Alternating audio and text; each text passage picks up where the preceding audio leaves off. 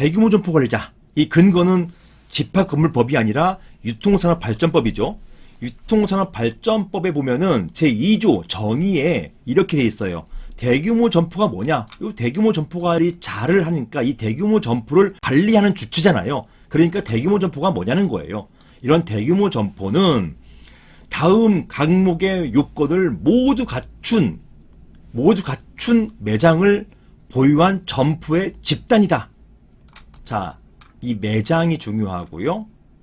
그 다음에 점포의 집단이 중요합니다. 그래서 대규모 점포가 뭐 이마트, 롯데마트처럼 하나로 큰 점포뿐만 아니라 이런 점포들이, 이런 매장을 운영하는 점포들이 모여서 집단을 이루어도 된다는 얘기예요.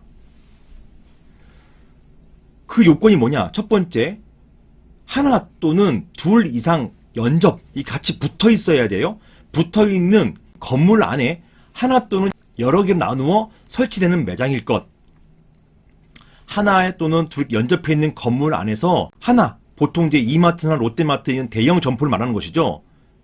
또는 여러 개로 나누어 설치되는 매장. 즉, 시장 같은 경우는요, 그 안에 점포가 연달아서 뭐 100개, 200개가 같이 나열되어 있지 않습니까? 연접해서 붙어 있잖아요. 그걸 말하는 것입니다. 자, 그 다음에 이 매장은요, 상시 운영되는 매장이어야 돼요. 이게 사업자가 폐지되거나 그러면 안 됩니다. 상시 운영되고 있어야 돼요. 그래서 보통은 대규모 점포 관리자 이거 동의할 때 그 증거로서, 증빙으로서 사업자 등록증을 첨부시키는 이유가 바로 그것입니다. 운영되고 있어야 되는 것이에요. 폐업하면 안 됩니다. 운영되고 있을 것. 그 다음에 이런 매장들을 합쳤어요. 매장 면적의 합계. 뭐 물론 당연하게 하나가 이렇게 3,000제곱미터 이상이어도 되는 것이지만 매장 면적의 이 바닥 면적 합계가 3,000제곱미터 이상이면은 그 경우에는 대규모 점포가 된다라는 것이에요. 이런 대규모 점포가 되면 이렇게 대규모 점포를 관리할 수 있는 관리자 선임이 가능하게 되는 것입니다.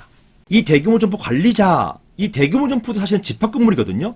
이런 집합건물에 있어서의 관리권을 갖는 관리인과 이 집합건물이 또 상가란 말입니다. 각각 점포예요. 이 점포와 모여서 대규모 점포 관리자가 지정되면 이 대규모 점포 관리자에게도 이 상가에 대한 관리권이 생겨요. 그러니까 관리권 충돌 문제가 생기는 것입니다. 어찌되었든 대규모 점포 관리자의 관리권도 이런 집합건물법상 관리인의 관리권하고 거의 필적합니다. 특히나 전체 건물 자체가 모두 점포, 상가로 이루어진 곳 같은 경우에는 그 경우에는 거의 관리권하고 대규모 점포 관리자의 관리권하고 비등비등해져요. 자, 그래서 유통산업발전법 제12조에는요. 대규모 점포 개설자라고 돼 있고 이 대규모 점포 개설자가 개설 등록된 상태에서 그 다음에 대규모 점포 관리자로 변경됩니다. 따라서 개설자가 뭔지 알아야 돼요. 이 대규모 점포 개설자는 그 점포 시장의 상거래 질서를 확립하고 이러기 위해서는 관리비 징수 등의 어떤 그 권한이 있어야 되는 것이죠. 소비자 안전 유지 등을 해야 되는 것이고 대규모 점포 유지 관리하기 위해 필요한 업무를 하기 때문에 관리비 징수권이 생기는 거예요. 관리권도 생기는 겁니다. 그리고 이런 매장, 이게 구분 점포가 분양이 됐어요. 이런 분양이 됐을 경우에는 이제 대규모 점포 관리자를 등록하고 지정을 받아야 됩니다. 이런 대규모 점포 관리자가 이당 각 호의 업무, 아까 요거였죠? 요 업무를 수행하게 되는 것입니다. 그리고 대규모 점포 관리자는 보통 어떤 때 되는 것이냐? 그 요건이 있는데 매장 면적 2분의 1 이상, 전체 매장의 2분의 1 이상을 크게 운영하는 거죠. 이런 크게 운영하는, 직영하는 자가 있을 경우, 보통 이마트, 롯데마트 이런 걸 말하는 것이죠. 이런 경우에는 그 직영하는 자가 대규모 점포 관리자가 되는 것이고, 그런 큰 마트가 없는 경우에는, 그 경우에는, 자, 보시는 것처럼 과목 보세요. 제가 요것만 하나 올려놨어요. 해당 대규모 점포 또는 준대규모 점포에 입점해서 영업을 하는 상인, 아까 직접 영업을 해야 한다고 했죠. 입점해서 영업을 해야 하는 상인, 이 3분의 2 이상이 동의하여 설립한, 보세요. 동의하여 설립한 민법 또는 상법에 따른 법인, 이거 주식회사잖아요. 민법상 법인은 비법인 사단이고 상법상 법인은 이거는 뭡니까? 이거는 회사, 보통 주식회사, 이걸 말하는 것이죠. 대규모 점포관리자는 어떤 사람이 되느냐?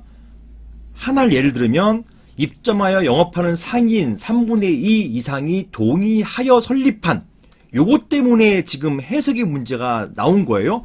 동의하여 설립한 민법, 상법 법인이기 때문에, 따라서 이러한 민법, 상법상 법인은 동의 이전에는 이런 민법 또는 상법에 따른 법인은 존재해서는 안 된다. 이런 논리 해석이 가능했던 것입니다. 이게 상대편 반박 내용이었어요. 즉, 법의 유통산업발전법 제12조 2항 2호 가목에 대규모 점포 관리자는 입점 상인 3분의 2 이상이 동의하여 설립한이기 때문에 동의하기 전에는 이런 민법 또는 상법상 법인은 존재하지도 않았다. 이렇게 동의해서 설립한 법인만 대규모 점포 관리자가 될 수 있다. 이렇게 주장했던 것이에요. 저는요, 아니다. 그 전부터라고 하더라도 이렇게 동의를 받았으면은 대규모 점포 관리자가 될 수 있다. 라고 주장을 해왔고요. 왜냐면 이게 실무상 맞으니까. 3분의 2 이상 동의를 받을지 안 받을지는 모르는데 덮어놓고 3분의 2 이상 동의를 받아서 이 사람들을 가지고서 법인을 설립하고 그 다음에 이 법인을 등록하고 매우 번거롭고 실제 상인들이 이렇게 할 여력도 안 됩니다. 실제는 이렇게 안 돼요. 예전부터 어떤 법인을 만들어 놓고 이 법인을 대규모 점포 관리자로 하는데 동의합니다. 이런 동의서를 쭉 받아가지고 이런 관할 관청에 제출하면은 대규모 점포를 인정해 줬단 말입니다. 이게 실무였었어요. 그리고 이 실무를 판례가 인정해 준 것입니다. 그래서 다음으로 한번 정리해 보겠습니다. 유사한 사안에서, 즉 기존 다른 목적으로 설립한 법인이 대규모 점포 관리자가 될 수 있는지 여부가 문제된 사안에서 판례는 자, 아래 같은 근거로 결국은 이렇게 봤어요. 기존에 설립한 법인도 대규모 점포 관리자가 될 수 있다라고 보았던 것입니다.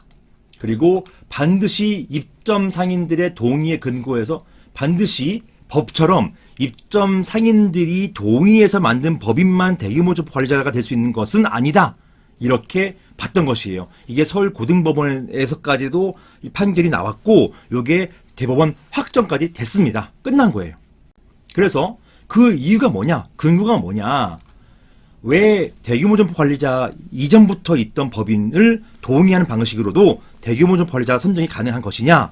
첫 번째, 법인의 목적에 대규모 점포 관리자 업무 수행 이걸 추가하면 된다는 것이에요. 그럼 문제 없지 않느냐라는 것입니다. 그 다음에 관행이 그렇다. 관행과 유권 해석이 그렇다. 산업통상자원부, 요거 제가 직접 세종까지 내려가서 받은 유권 해석이에요. 두 번째, 서울 중구청, 요거 직접 제가 중구청 가서 받은 유권 해석입니다. 서울 성북구청, 마찬가지로 제가 직접 성북구청 가가지고 받아놓은 그런 유권 해석이었어요. 요 세 가지 모두 유권 해석을 제가 받아냈습니다. 이 유권 해석을 보니 기존에 다른 목적으로 설립된 법인이 입점 상인 3분의 2 이상 동의를 받아서 대규모 점포 관리자가 될 수 있다는 의견을 밝히고 있었다. 요 유권 해석을 제가 고등법원에 낸 거죠. 그리고 이 고등법원이 이걸 근거로 한 거예요. 그리고 입점 상인들의 동의를 받아가지고 이걸 가지고 새로운 법인을 설립하는 과정이 매우 복잡합니다. 지분을 어떻게 할 것이며 어떻게 나눌 것이며 이거 하다가 또 세월아 내월아 되기 때문에 이거는 유통산업발전법의 취지, 즉 대규모 점포 관리자를 두어서 이 상가를 관리하고자 하는 취지와 배치된다. 이런 내용입니다.